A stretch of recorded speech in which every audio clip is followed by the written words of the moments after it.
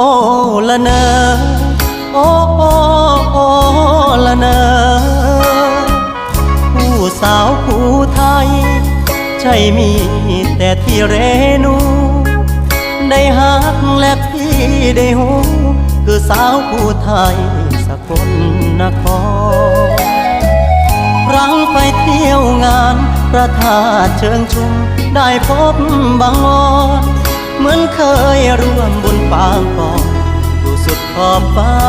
ก็มาพบหาแดดพัดสะดงคำลงที่ฝั่งน้องหาเฮาสองเคยเที่ยวด้วยกันมนต์ฮักสายันสวัสดิ์ว่าฟ้า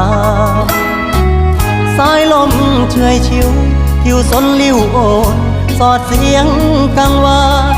เหมือนเสียงใจเฮาสาบานให้น้องหางได้เป็นสักทีโอ้ละเนอหัวใจดังเหมือนต้องมนเท้าผ้าแดงและนางไอดอล